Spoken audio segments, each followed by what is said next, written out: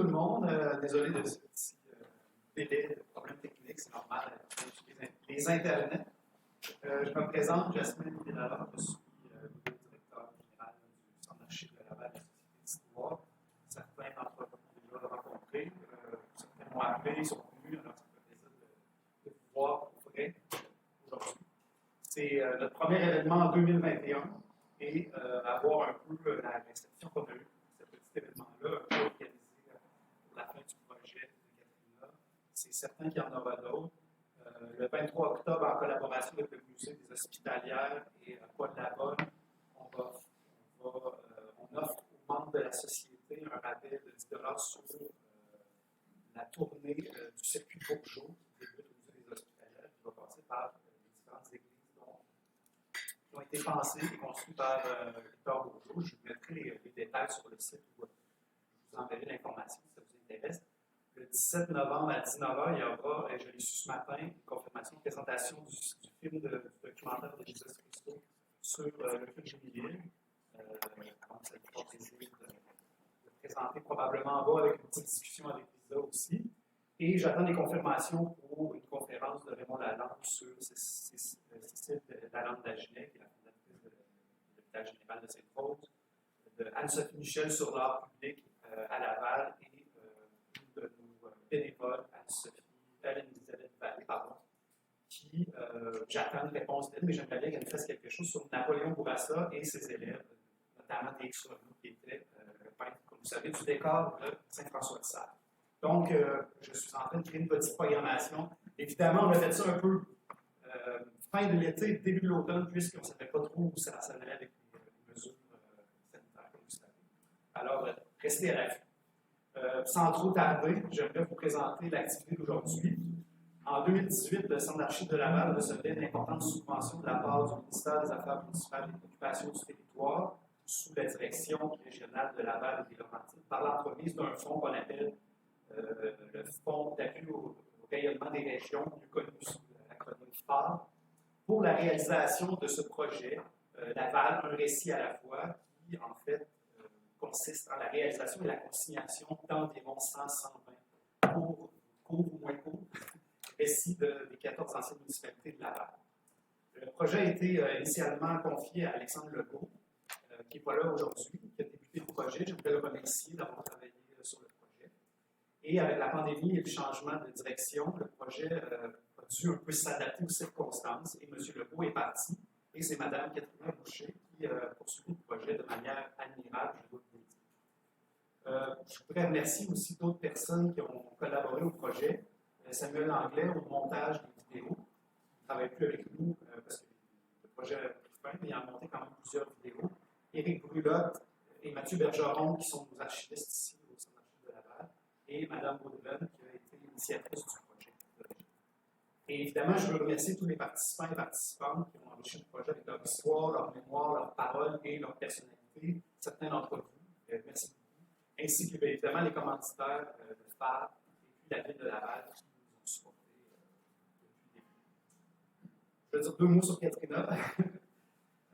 Katrina est détentrice d'un baccalauréat avec major en journalisme et anthropologie de l'Université Concordia et elle a travaillé sur différents projets de l'Institut de journalisme d'enquête et de la chaire de recherche sur l'Institut du jeu. C'est une personne avec qui j'ai eu le bonheur de travailler et de côtoyer. J'ai été assez impressionné par sa gentillesse et son professionnalisme. Et j'ajouterais qu'elle a une grande humilité qui est, selon moi, très typique des gens compétents. Je lui ai demandé de venir vous présenter le travail dans le cadre du projet, pour qu'on en apprenne un peu plus sur ses conclusions de recherche, sur sa méthodologie, sa façon de procéder, mais aussi, surtout, je pense, sur son expérience professionnelle comme agente médiatrice et son lien avec vous, certains d'entre vous et tous les autres qui ont participé. Donc, j'avais envie qu'elle nous parle aussi de son expérience, de elle comme personne au centre du projet. Je vais donc lui laisser la parole, le temps qu'elle nous présente un peu son projet, et je propose de revenir à la fin si vous avez des questions pour peut-être une période d'une demi-heure. Donc, on aura, normalement, je avais pensé à faire 1h, 1h30. Et vous êtes invités après, si vous voulez, sur discuter. On a fait des petits lunchs pour le JPRF1. Et il y a quelques livres aussi donnés sur le comptoir. Et puis, ça fait plaisir de vous accueillir au Centre d'archives de Laval en Paris. Merci.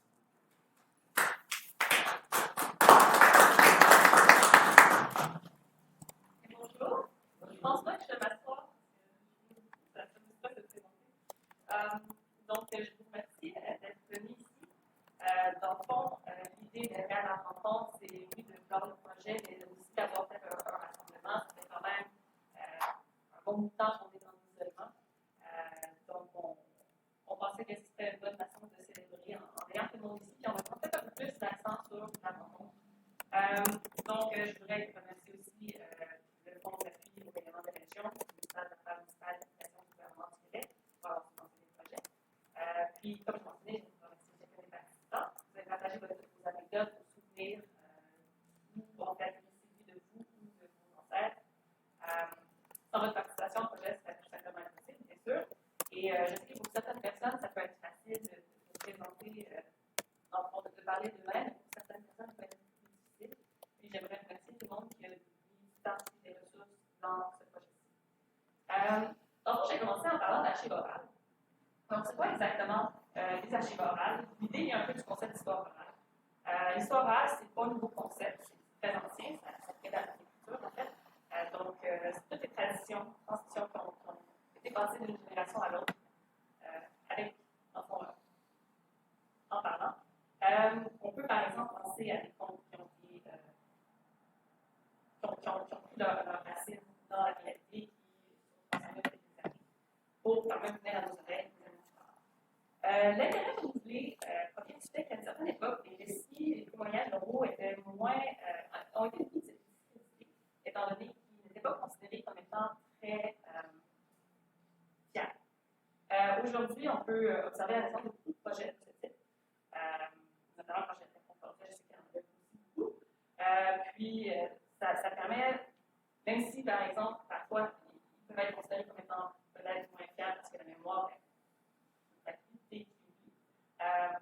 ça permet quand même de bien peaufiner l'histoire qui est déjà écrite avec des anecdotes. Puis souvent, en ayant plusieurs personnes parlant du même sujet, on peut trouver une certaine réalité. Ça permet aussi de donner une voix à une population qui n'est pas nécessairement dans une situation d'autorité, une population qui n'a pas nécessairement la possibilité de faire entendre ses propres récits. Donc ça, c'est des choses que je vais revenir plus tard. Comment le projet a permis ou n'a pas nécessairement permis de faire ça. Donc, c'est ça. Comme Jasmin l'a mentionné plus tôt, le projet commence en 2018 dans le but de réaliser 120 entrevues avec des gens un peu partout à l'Égypte. Je veux juste m'assurer, est-ce que vous m'entendez bien? Non, vous ne m'entendez pas bien? Comme vous êtes déjà, vous pouvez baisser votre masque aussi. Bonne idée. Est-ce que tu peux m'en faire la tête? Ça ajoute un plaisir de pouvoir vous entendre. Je vais juste faire la face ici. Je n'ai pas pensé au masque, on oublie. Donc, je vais commencer par qui suis-je. Je vous ai tous, en fait, tous ceux qui ont participé avec moi, ou M. Legault, je vais vous demander qui vous êtes. Je vais vous présenter, en fait, je vais vous parler de mon expérience à moi, donc je vais commencer par je suis qui. Dans le fond, comme Jasmin l'a dit, en fait, oui, j'ai utilisé à l'université Concordia, mais avant ça, moi, je n'ai pas d'arabe. Je suis originaire de la Beauce. Après, j'ai fait mes études. J'allais au primaire à Drummondville. Par la suite, j'ai déménagé sur la Rive-Nord parce que j'ai fait mes études secondaires dans les Laurentides. Mais je n'ai jamais habité à Laval. Ça ne veut pas dire que je n'avais pas de lien avec Laval, de perception par rapport à Laval. Je vais vous expliquer un peu c'était quoi ma perception avant ce projet-ci. Dans le fond, pour moi, Laval, au début, surtout au primaire, c'était un lieu de transition, dans le sens que mes parents étaient séparés, puis on faisait tout le temps une fin de semaine sur deux chez mon père, on allait visiter sur la Rive-Nord, puis pour se rendre chez mon père, on devait passer par Laval. On appelait mon père venait nous chercher le vendredi soir, on partait dans le trafic, c'était très long, puis une fois arrivé à Laval, pour moi, c'est comme enfin, on est presque arrivé à la maison. Donc, c'était un endroit que je passais une fin de semaine sur deux, mais que je ne m'arrêtais pas nécessairement.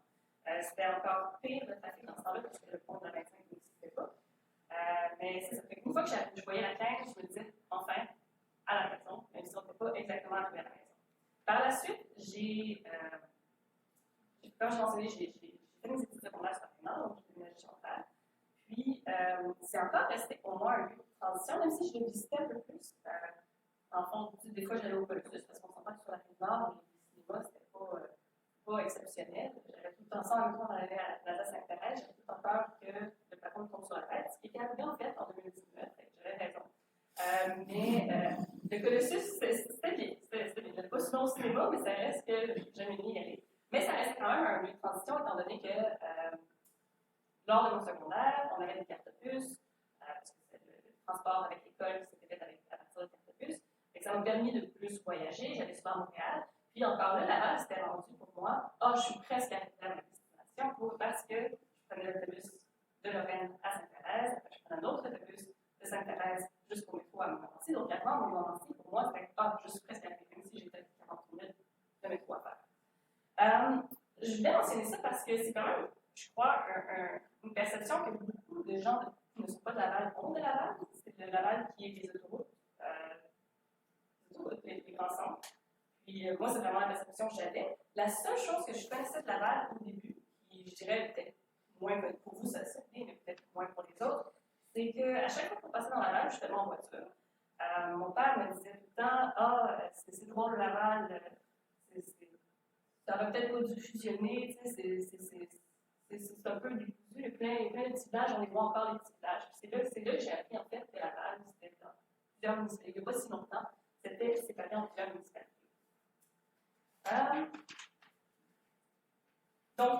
Puis une autre chose que je voulais mentionner, c'est quand j'ai pris en charge ce projet-ci, en fait, à l'entretien, Mme Bodelen m'avait posé la question, est-ce que tu es familière avec l'histoire de Laval? De à quoi j'ai été franche et je lui ai dit pas vraiment.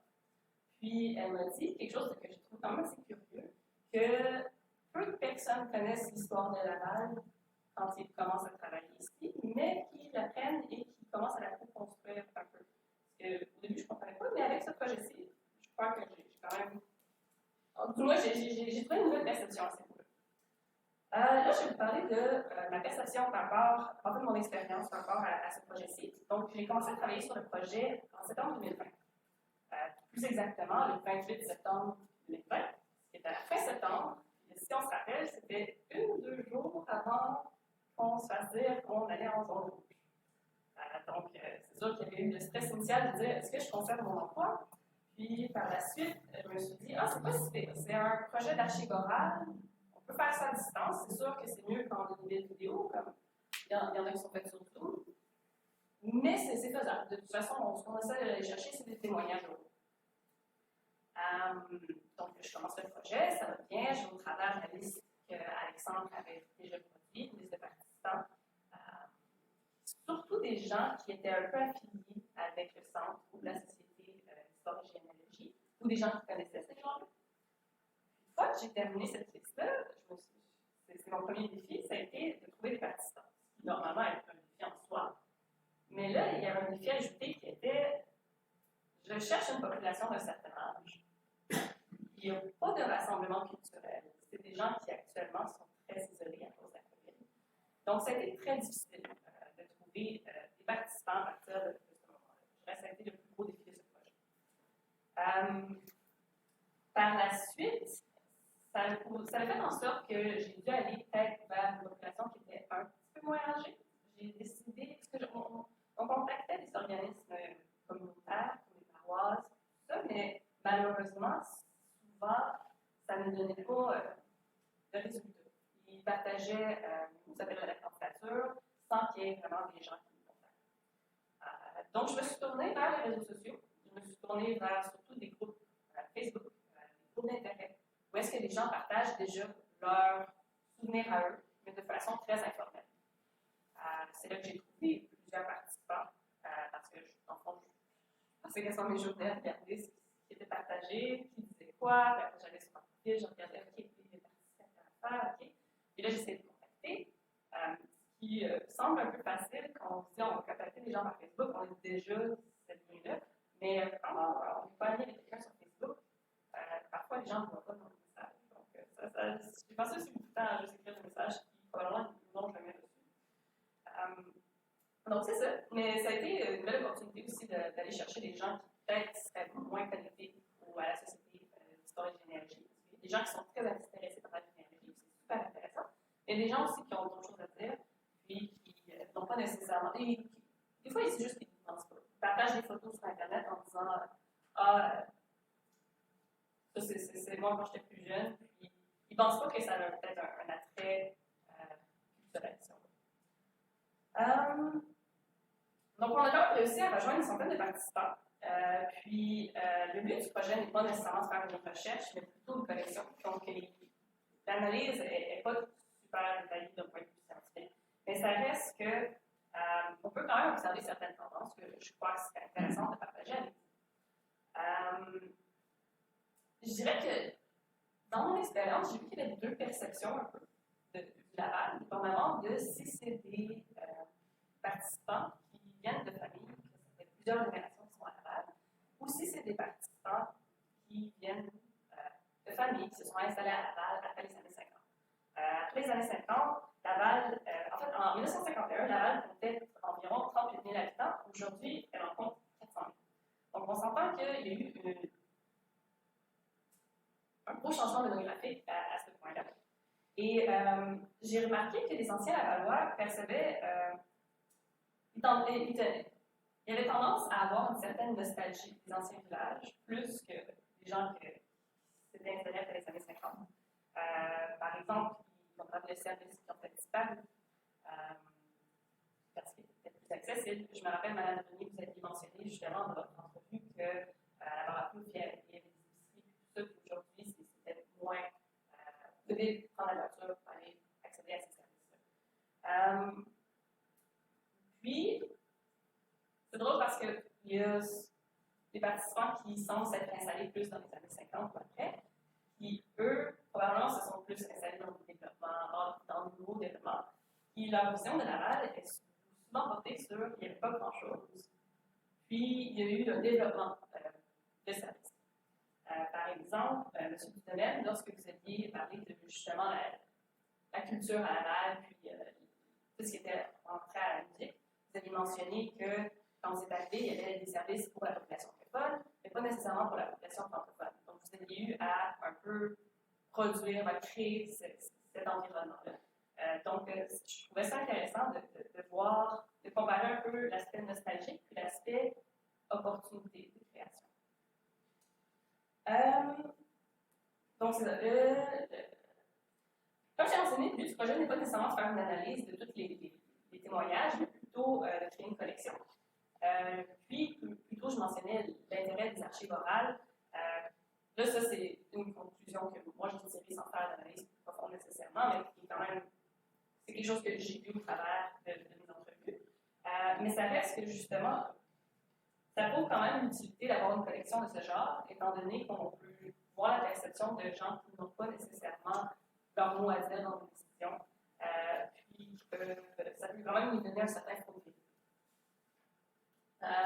Puis, justement, pour mentionner à quel point c'est important d'avoir un grand échantillonnage de personnes, ça peut permettre qu'il y ait plusieurs participants qui parlent du même sujet, qui n'ont pas nécessairement eu la même perception du même sujet. Je l'avais passé en entrevue, par exemple, à Camille Forget, qui m'avait parlé d'une procession. Puis il m'avait parlé du détail de la procession. Puis tout ça semblait bien. Mais un des frères m'avait dit que c'était pour un certain événement. Puis le frère, après, m'a dit non, c'était pas pour cet événement-là, c'était pour cet événement-là. Puis, il dit, ah oui, c'est vrai. Mais si j'avais passé en entrevue tout seul, ou s'il n'y a pas eu d'autres personnes qui avaient parlé de cet événement-là, ben, ça aurait pu être pris pour être. Donc, avoir une centaine d'entrevues, c'est très pratique.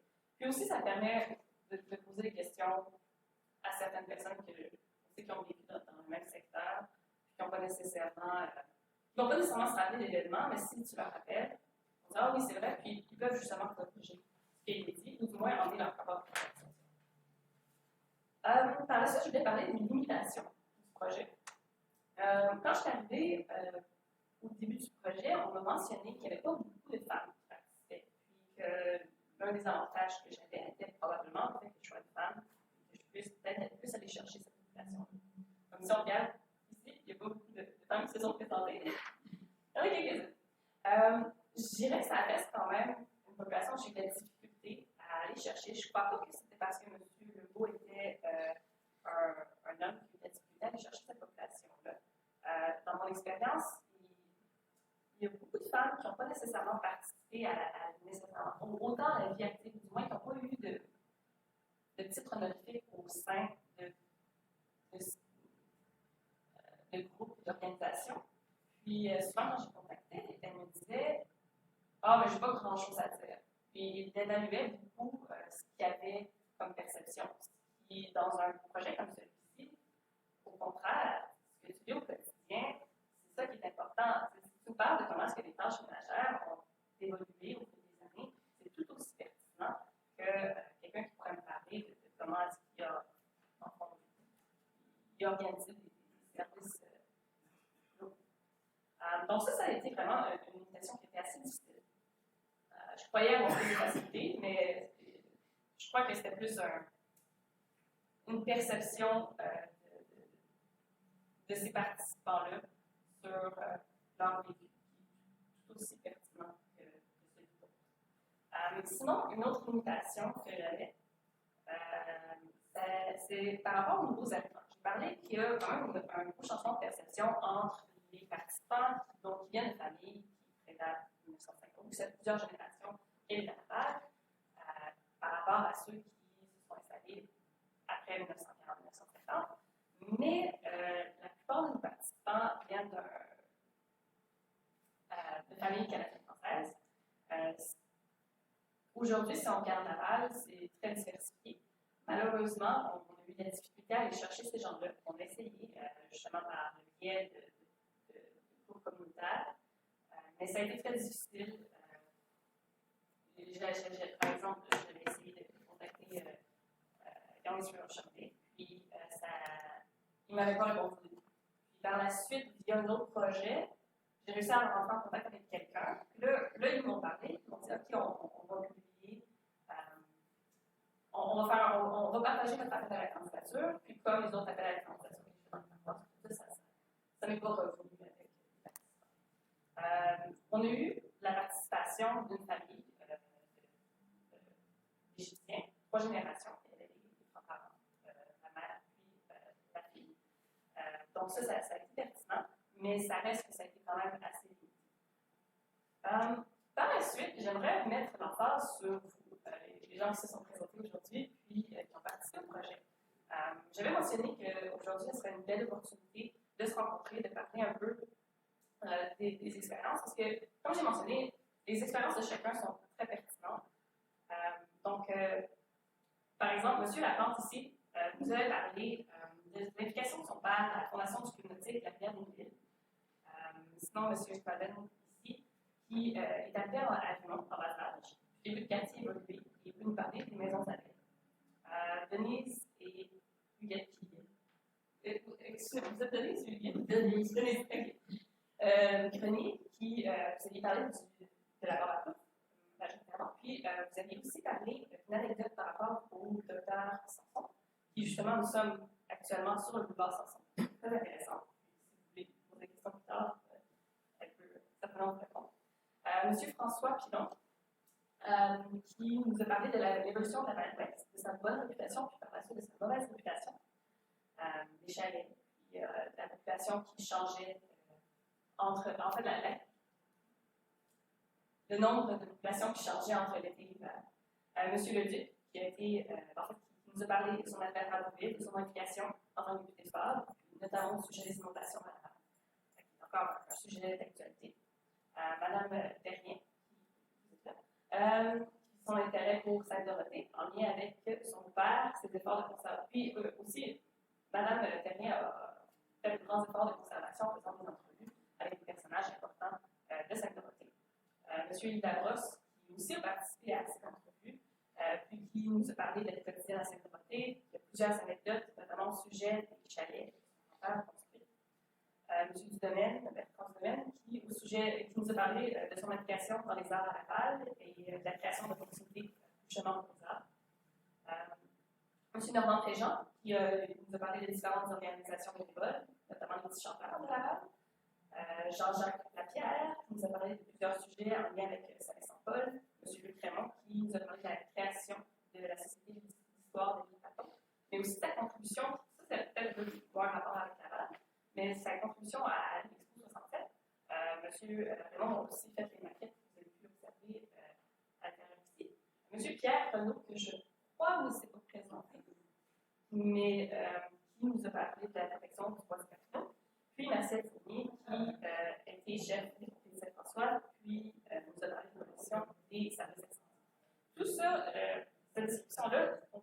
que chacun de vous avait quelque chose concrètement à apporter dans l'histoire à la base. Puis, c'est comme ça qu'on peut voir ce qui fait une communauté, c'est en mettant toutes les pièces d'un casse-tête, puis en observant l'expérience de chacun, ce qui nous permet vraiment de mieux créer une image de ce qu'est Laval. Donc, merci beaucoup. Puis j'espère que la collection va être des fois accessible sans flasher de Laval, puis heureusement sur les serveurs un petit peu. Puis je vous invite justement à discuter entre vous des sujets que vous avez pu préparer. Je ne sais pas si vous avez des questions. C'est vague, Dieu, ça veut dire que vous avez fait un film complet et Dieu complet. Non, on n'a pas fait de film. Non. Donc, c'est des entrevues. Il y a des entrevues qui sont plus longues, mais à la base, c'est censé être 30 à 70 minutes pour une collection d'archives qui va être disponible pour vous visuellement, soit pour des chercheurs ou consultation par le public. Oui, et comment on accède? Maintenant, je dis, moi, j'aimerais ça consulter. Est-ce que j'ai vu, disons, la dame qui, par exemple, qui a parlé de la plage à flot. Donc, moi, je veux venir consulter cette entrevue-là. Ça va être peut-être plus une question pour. Oui, j'espère peut-être plus. Peut-être vous répondre. Pour le moment, ça ne va pas être disponible étant donné qu'ils ne sont encore sur la discussion, mais j'espère pouvoir plus répondre à cette Parce question. que je trouve ça intéressant de pouvoir y consulter. Oui, parce qu'au début du projet, il y a eu quelques petits films qui ont été faits à partir des entrevues.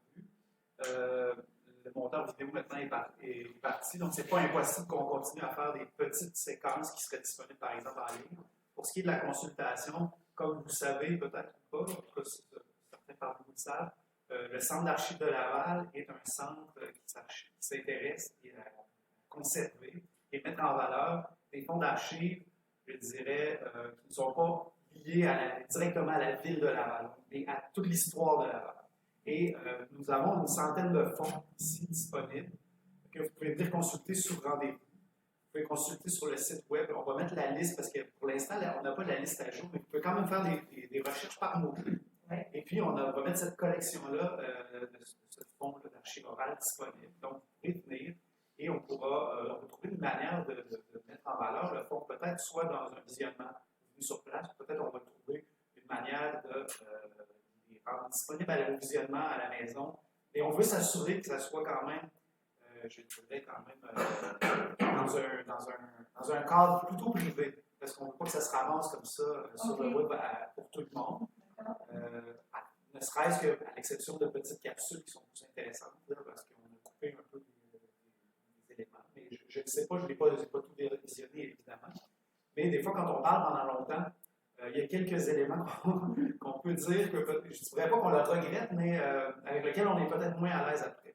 Et ça, on n'a pas toujours envie que ça se retrouve sur le web. Donc, c'est pour ça que j'irais vers une valorisation de ces fonds-là, de façon physique, en venant ici. Okay. Vous travaillez pour les archives, mais vous êtes membre aussi de la société.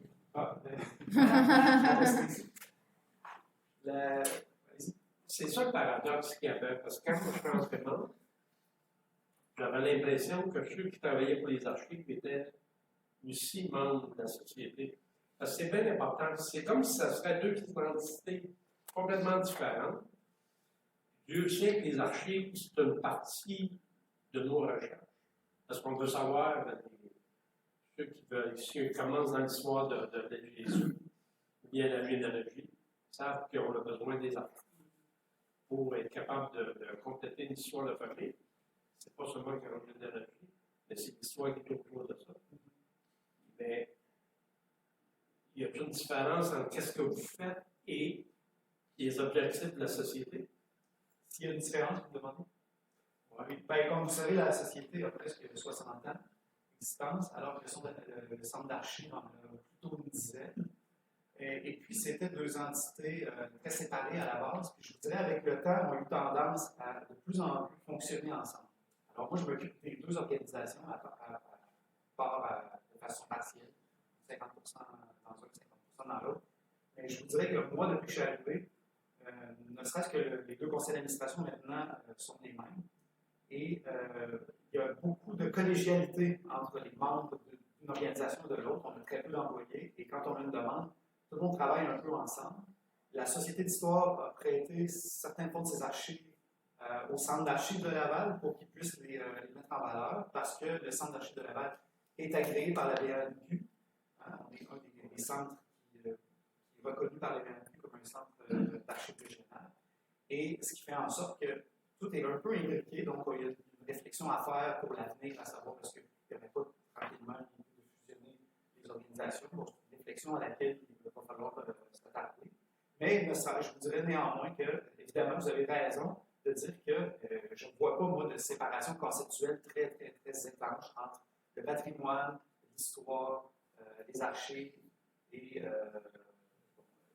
la généalogie. C'est des choses qui se regroupent. On a ici une super belle collection en haut, à la fois sur l'histoire du Québec, l'histoire de Laval, la généalogie, des outils de recherche en généalogie, des courriers Laval, par exemple, en microfilm. On est les seuls à avoir la collection complète. Les périodiques de Laval aussi plus anciens. En bas, on a des fonds d'archives de gens importants de Laval. Donc, vous voyez, donc tout ça est totalement. Parce que j'avais de la misère, au point de vue, moi je suis membre de la société, mais j'ai l'impression que c'est un fantôme. Tu sais, je vois l'Assemblée générale, mais c'est comme si les projets pour l'année 2020, 2021, 2021, 2022, on ne les connaît pas de la société. On a des objectifs. C'est sûr que la pandémie est venue tout chandarder ça, tu sais, mais je ne sais pas, j'ai l'impression que c'était comme. Je ne sais pas. On dirait qu'il n'y avait pas d'interconnexion entre. Tu sais, je venais aux conférences ici, là, je crois que c'était super beau, c'était super correct, mais à part de ça, c'est comme si. Je ne sais pas. C'est pour ça que je pense. C'est quoi les objectifs? C'est quoi ce qu'on veut faire avec la société? C'est quoi les projets? C'est tellement vague que je ne sais pas. Parce qu'il y avait tant à faire pour Laval, on dit, dans les vieux quartiers, là, tu sais, puis, moi, c'est dans ce sens-là que je vois une société d'histoire. Ben, écoutez, pour relancer un peu, je vous dirais évidemment qu'il y a beaucoup de choses qui ont changé dans la dernière année. J'ai un peu de maths. J'ai un peu. C'est de voir un peu ce qui s'est passé, comment ça fonctionnait, l'héritage, évidemment, un long héritage, prédécesseur. Et puis, on est en pleine réflexion sur l'avenir actuellement. Et je pense que les membres, en tout cas de la société, parce que c'est une activité du cadre, mais il reste que les membres de la société vont être amenés à se prononcer, à réfléchir pour donner des mandats à la conseil d'administration pour qu'eux me donnent des orientations sur l'avenir. Et puis, j'espère que les membres vont participer. Monsieur Lafont, vous avez une question? Oui, c'est ça. J'aimerais rajouter à ce que vous avez dit, entre autres. Moi, je ne fais pas partie de la Société des centres des archives ici, mais il y a à peu près une dizaine d'années, si je ne me trompe pas, j'ai laissé les archives de mon père sur le club nautique de Belle-Île, il y allait là-dedans. Bon. Ces archives-là sont super documentées en vidéo. Bon, c'était des films 16 mm. À partir de 1941 à 1983, où est-ce que mon père est décédé. Alors moi, j'avais gardé toutes ces archives, j'en avais beaucoup de boîtes, je les ai données ici.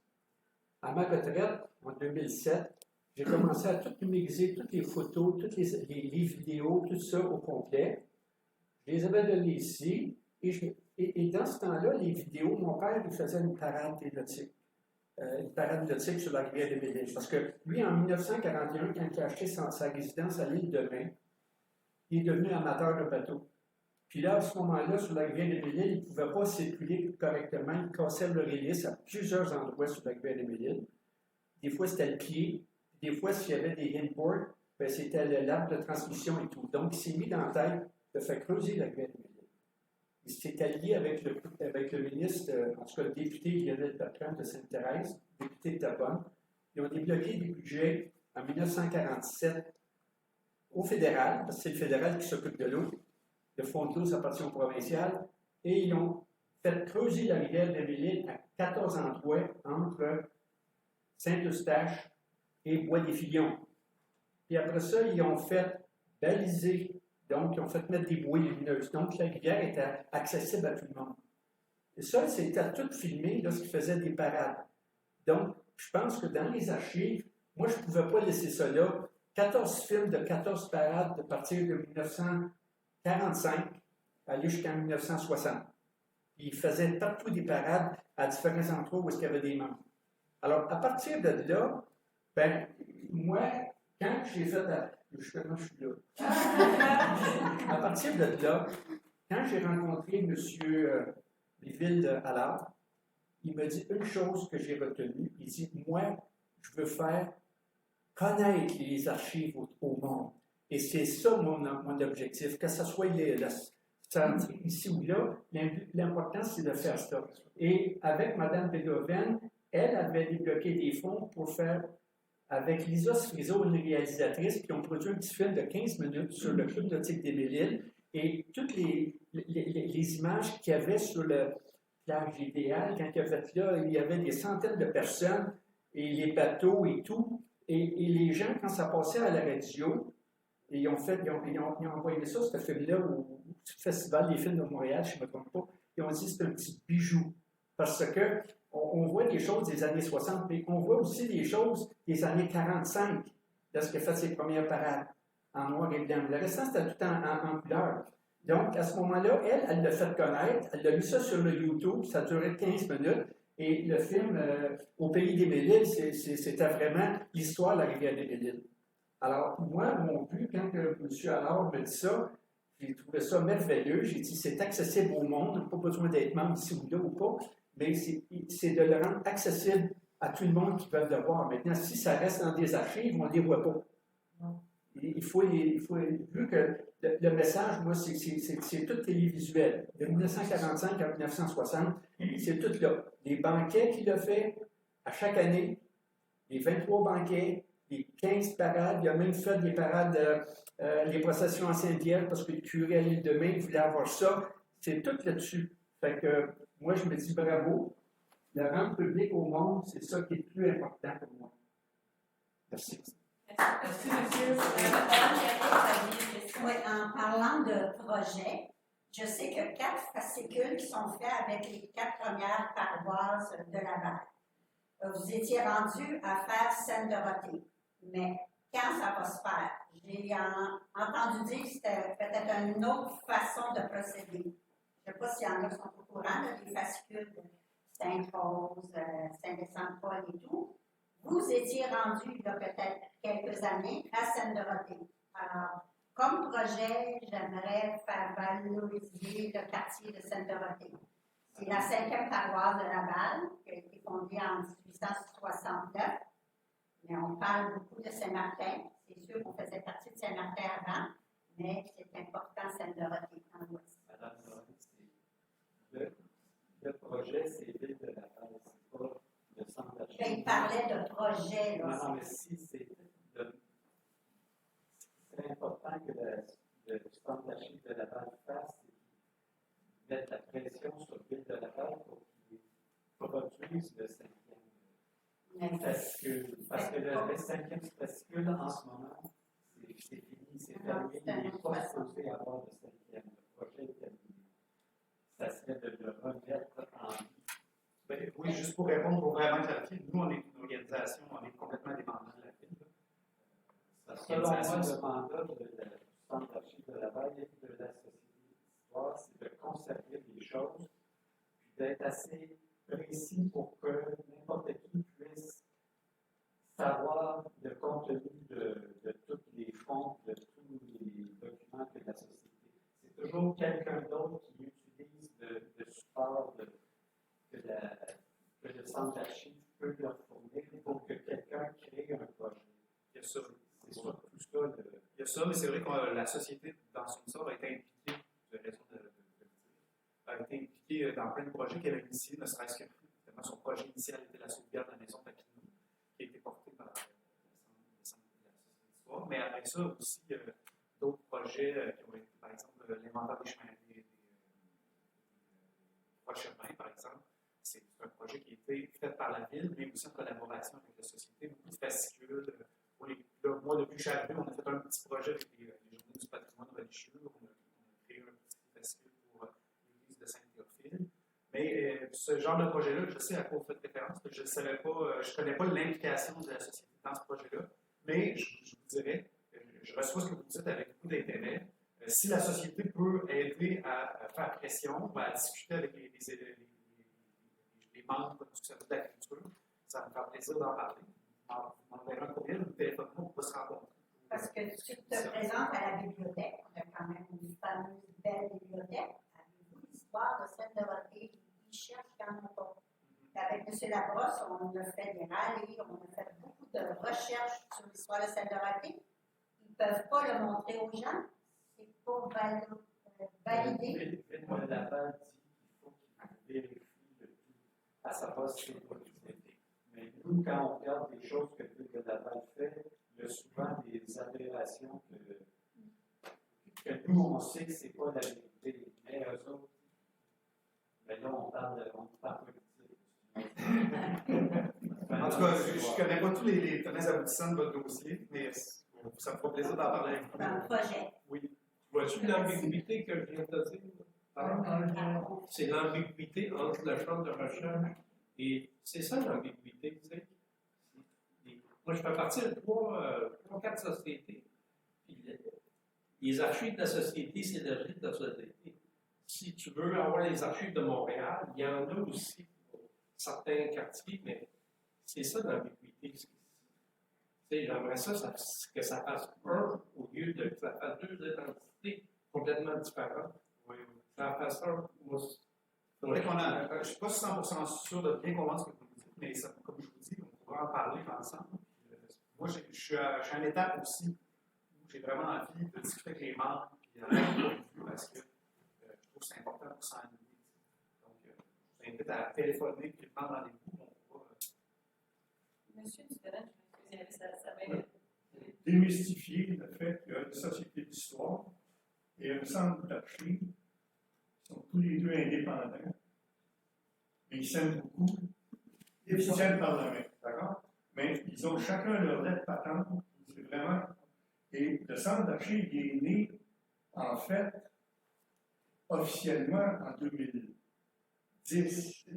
Mais ça a commencé en 1991, quand on s'est rendu compte que les archives, il y en avait un peu partout, commercial, si vous voulez. Ce dont M. a parlé, on va en parler tantôt, et ça allait nulle part. Et c'est là que l'idée est venue, il faut faire quelque chose avec ça. Et avec l'aide de la Société d'histoire, a été mis sur pied le Centre d'archives de Laval.